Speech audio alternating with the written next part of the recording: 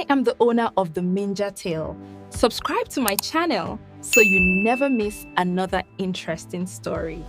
The phone call lasted only 37 seconds. But for Daniel Ole, those 37 seconds changed something that 6 weeks of silence could not. He had heard her voice. Not the voice of the woman he found on that pavement in Victoria Island. Not the voice of someone lost, confused, and fighting to stay awake. This was different. This was Ada. A woman who had walked through something impossible and somehow came out stronger. Daniel, I know this is unexpected.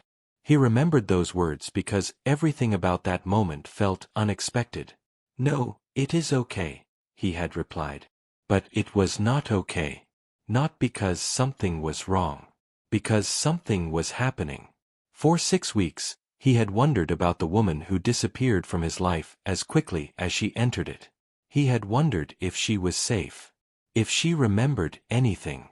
If she ever thought about the stranger who carried her when nobody else came. And now she was calling.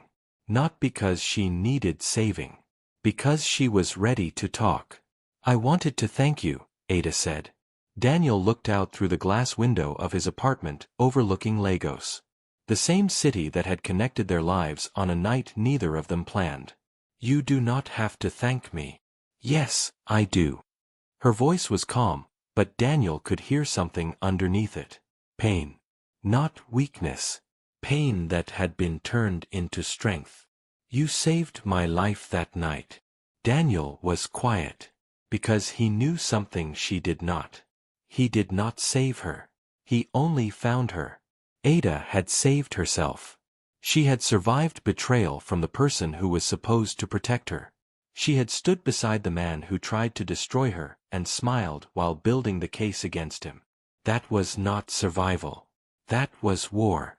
I wanted to meet you, Ada finally said. Daniel closed his eyes for a moment. Whenever you are ready. There was no pressure. No questions. No demand for explanations. And that was exactly why Ada trusted him. Because every person in her life wanted something from her.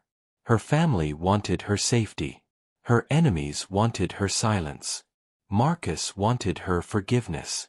The world wanted her perfection. But Daniel wanted nothing. And somehow, that made him the person she felt safest with. 3 days later. Victoria Island, Lagos. A quiet restaurant overlooking the water.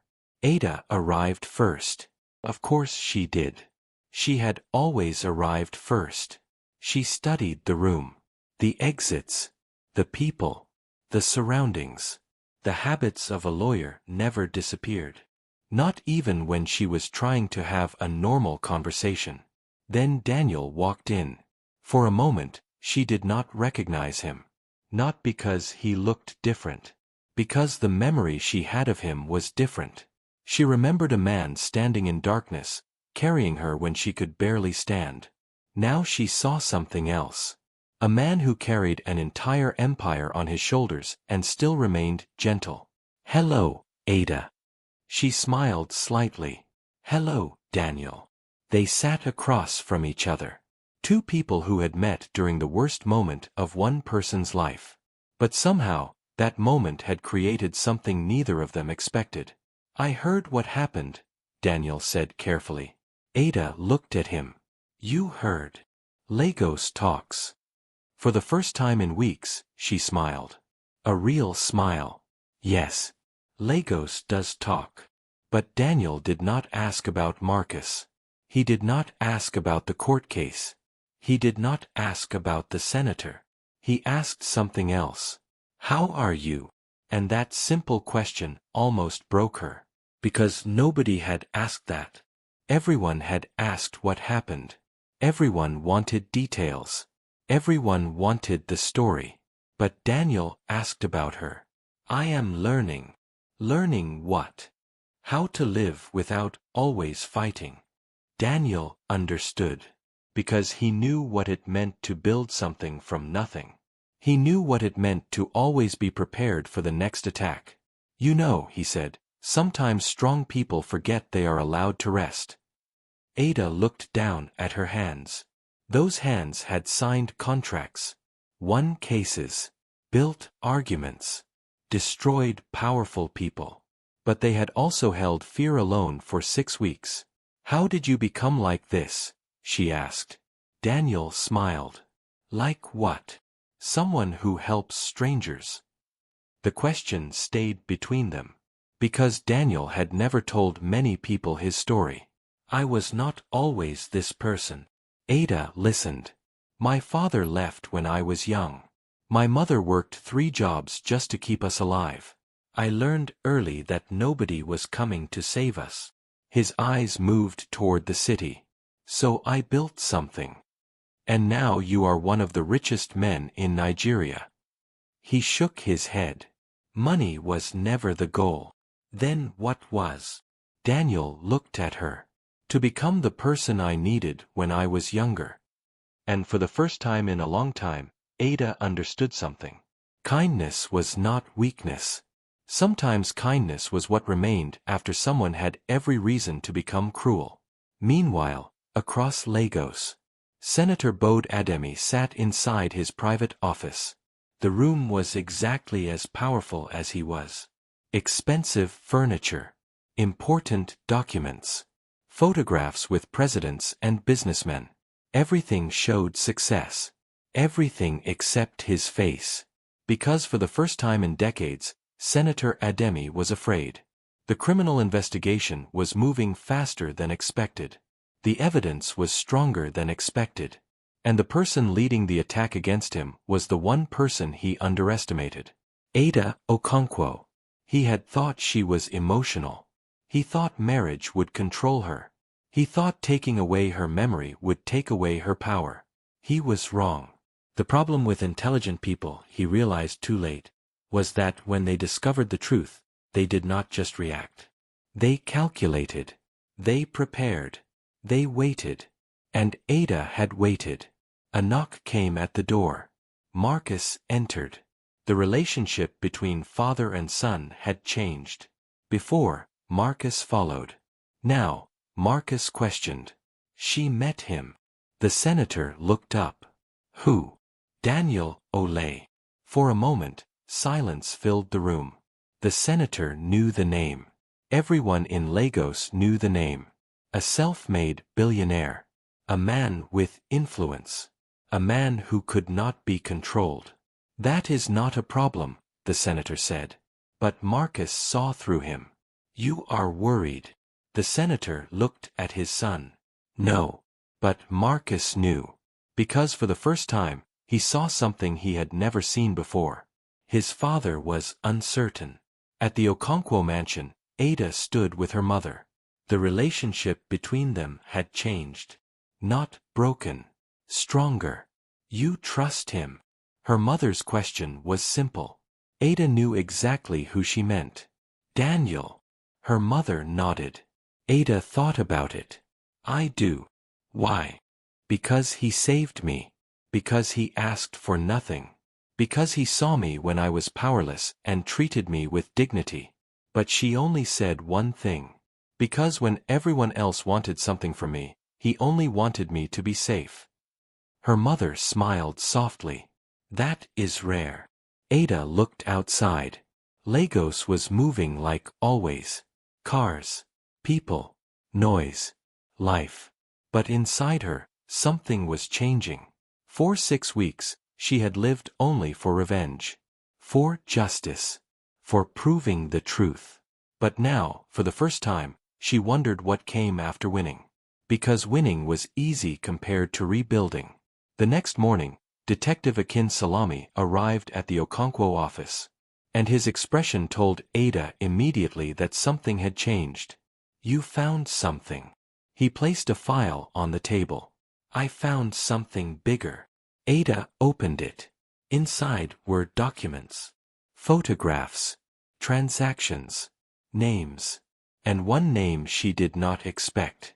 Her eyes stopped. "Impossible." Detective Salami looked at her. "I thought the same." She read the document again. Because sometimes the truth was not the thing you were searching for. Sometimes the truth was the thing you were hoping never existed. What is this? Detective Salami leaned forward. Someone else was involved. Ada looked at him. Who? He did not answer immediately. Because he knew once he said the name, everything would change. The person who helped Marcus and Senator Ademi. He paused. Was someone inside your family? Ada froze. For the first time in weeks, she had no words.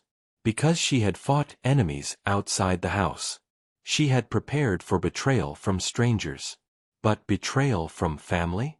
That was something even Ada Okonkwo was not prepared for. She slowly closed the file. And somewhere in Lagos, someone who thought they had hidden the truth forever was about to discover one thing. Ada Okonkwo never stopped looking for answers. And now she knew exactly where to look next. The file remained open on the table. But nobody in the room moved. Not Ada. Not Detective Akin Salami. Not even her mother, who had spent her entire life facing impossible situations and finding a way through them. Because some truths did not hurt because they were unexpected. They hurt because somewhere deep inside, you had always feared they might be true. Ada looked down at the document again. The name was there. The signature was there. The transaction records were there. Everything was carefully arranged. Just like Marcus had arranged everything. Just like Senator Ademi had arranged everything. Except this time, the betrayal was closer. Much closer. Say the name again. Detective Salami watched her carefully. Are you sure you want to hear it? Ada looked up. She was no longer the woman who had walked into that room 6 weeks ago broken and searching for answers. She was Ada Okonkwo, the lawyer who had never lost a case. The daughter of a woman who built an empire from nothing. The woman who had already survived the worst night of her life. Tell me. Detective Salami placed the paper in front of her. The person who transferred information about your schedule, your meetings, and your movements. He paused. Was your cousin, Emeka? The room became silent. Because some names were just names. But some names carried years of memories. Emeka. The person who sat beside her during family gatherings. The person who defended her when they were children. The person who helped her understand legal documents before she became a lawyer herself. The person she trusted. No. The word left her mouth quietly. Not because she refused to believe. Because believing would change everything. Check again. Detective Salami nodded. I did. More than once. 7 times. Ada stood up and walked toward the window. Outside, Lagos continued moving. People walked. Cars passed. Businesses opened. The world continued as if nothing had happened. But inside that room, Ada's entire understanding of her family was changing. Why? Her mother's voice was quiet. Not angry. Not yet. Just hurt. Why would he do this? Detective Salami opened another document. Money. He placed another file on the table. Senator Ademi paid him. Ada looked back. How much? Enough to change someone's loyalty. Her mother closed her eyes. For years, she had built a family around trust. And now she was discovering that trust had been sold. How long? Ada asked. Detective Salami looked at the documents. Almost a year. A year. That was the part that hurt. Not one moment. Not one mistake. A year of planning. A year of conversations. A year of someone standing beside her while secretly working against her. Ada remembered every family dinner. Every conversation. Every piece of advice. And suddenly, every memory had another meaning. That evening, the Okonkwo mansion felt different. The same walls. The same rooms. The same people. But something invisible had changed. Ada sat alone in the garden. For the first time in weeks, she was not planning. Not investigating. Not preparing. She was simply thinking. Daniel found her there. He had not been invited, but Ada had called him. And somehow, she knew he would come. You found something. It was not a question. Ada looked at him. How do you always know? Daniel smiled slightly. Because I know what someone looks like when they are carrying something heavy. She looked away. My family betrayed me. Daniel did not immediately respond. Because sometimes the right answer was not words. Sometimes it was simply being there. Someone inside my family helped Marcus. Daniel sat beside her. Are you okay? She almost laughed. That question again. The same question nobody asked before. I don't know. And that was the most honest answer she had given in a long time. I know how to fight enemies, Daniel. She looked at him. I know how to fight people who come against me. Her voice became softer. But I don't know how to fight someone who was supposed to love me. Daniel understood. Because betrayal was not painful because someone hurt you. It was painful because someone knew exactly where to hurt you. What are you going to do? Ada looked toward the mansion. Find the truth. Daniel nodded. That sounds like you. A small smile appeared on her face. Is that a good thing? Yes. Even now. Especially now. The next morning, Senator Adamy received a phone call. And the person calling him was not someone he expected. Senator. The voice was calm. Too calm. He immediately recognized it. Ada. Good morning. He leaned back in his chair. You finally decided to call. Yes. And what exactly do you want? Ada smiled slightly. Because he still thought he was in control. That was his mistake. I wanted to ask you something. What? How long did you think you could hide the truth? The senator became silent. Only for a second.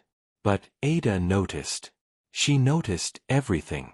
You don't know what you are talking about. Actually, Senator, I know exactly what I am talking about.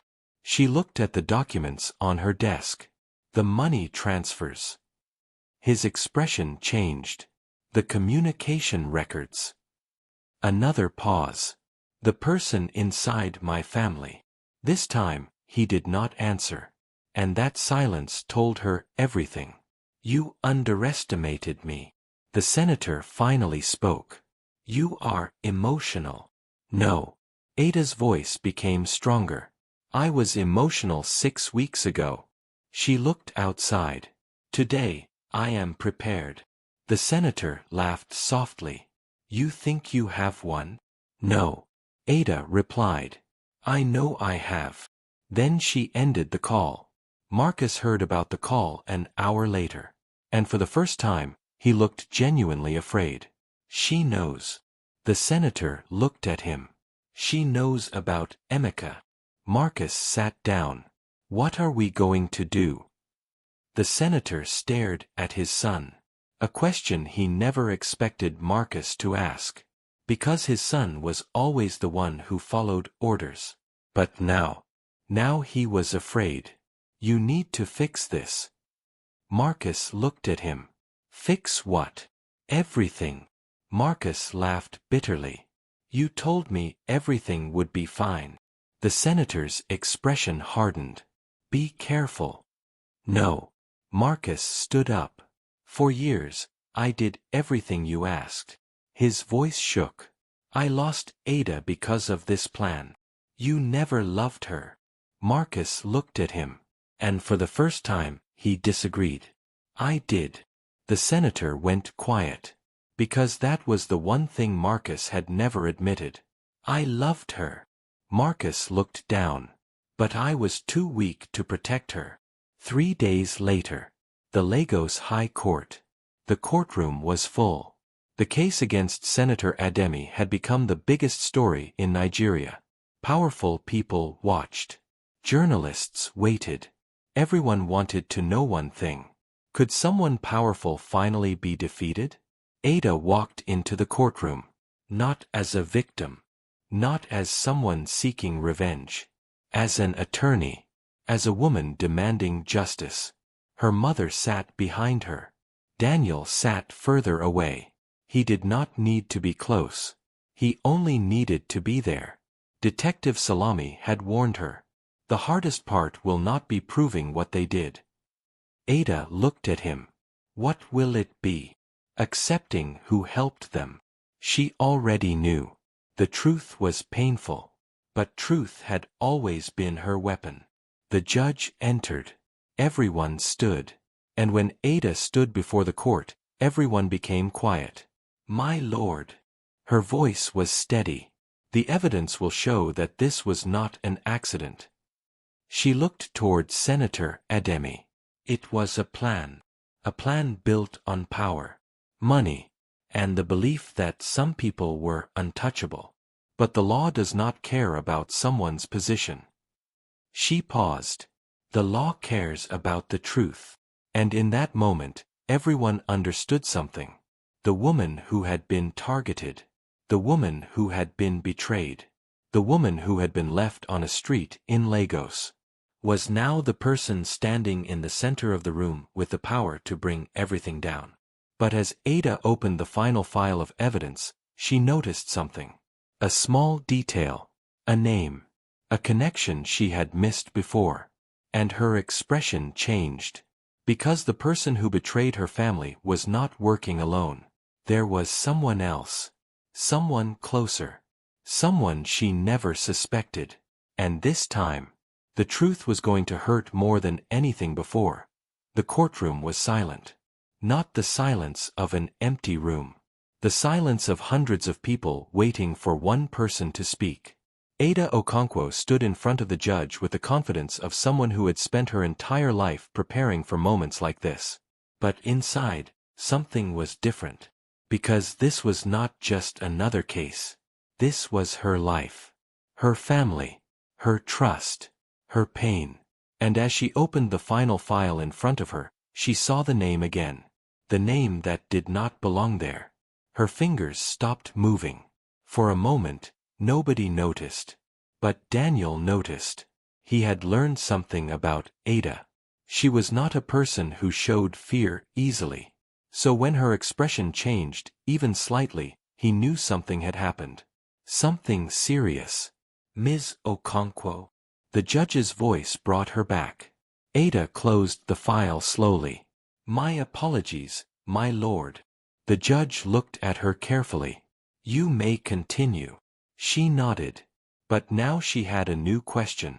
Not just who betrayed her. But why? Because the evidence had revealed something she never expected. The person connected to Senator Ademi's operation was not just someone helping from the outside. They had access. They knew things only family members knew. Private meetings. Business decisions. Legal strategies. Things that were never supposed to leave the Okonkwo family. And there was only one way someone could know all of that. They were inside. After the hearing, Ada did not return to the mansion. She went to her office. Alone. The city of Lagos moved outside her window, but she barely noticed. She placed every document on the table. Every piece of evidence. Every name. Every connection. She had built cases like this before. But never against people she loved. Detective Salami entered quietly. You found something. Ada did not look up. Yes. What? She turned the laptop toward him. Someone changed the financial records 6 months before the wedding. Detective Salami studied the screen. And the person who changed them used my father's old access codes.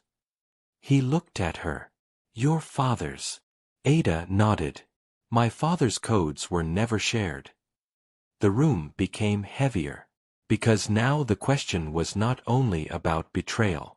It was about history. Someone had been planning this longer than anyone realized. Who had access to those codes? Ada looked at him. Only 3 people. Who? She took a deep breath. My mother.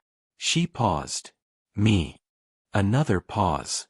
And she did not want to say the last name, because saying it made it real. My uncle. Detective Salami understood immediately. The Okonkwo family was not just dealing with an enemy. They were dealing with a secret buried inside their own foundation.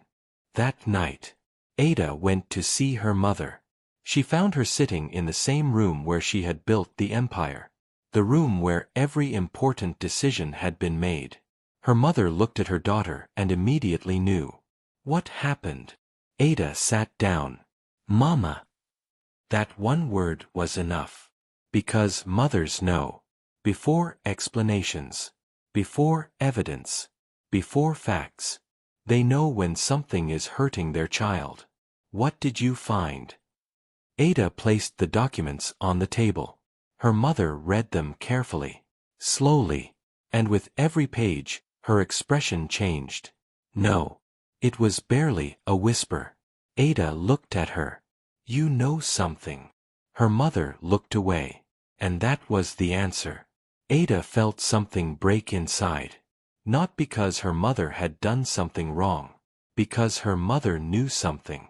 Mama. The older woman closed the file.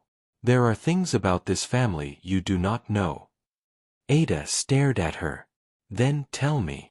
Her mother remained quiet. Please. The word was not from a lawyer.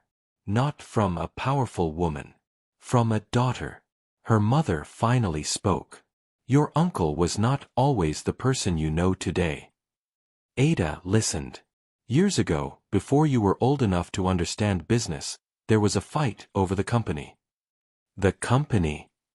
Her mother nodded. Your grandfather wanted me to lead the family business. Your uncle believed it belonged to him. Ada understood. A war over power. A war that never truly ended. He never accepted that I built something without him. And you think he worked with Senator Ademi? Her mother looked at the papers. I think he has been waiting for years. The next morning, Daniel received a message. One sentence. I need to see you. He knew immediately it was Ada. They met at the same quiet place by the water. But this time, Ada was different. Not broken. Not afraid. Just tired. You look like you haven't slept. She smiled slightly. Neither have you. Daniel looked away. Maybe we are both bad at resting. For a moment, there was peace. Then Ada spoke. I found out who helped them. Daniel waited. My uncle. He did not react quickly. He knew better than to give her a false emotion. Instead, he asked. Are you sure? No. That answer surprised him. Ada looked at him. I am sure about the evidence. She paused. But I am not sure how to feel. Daniel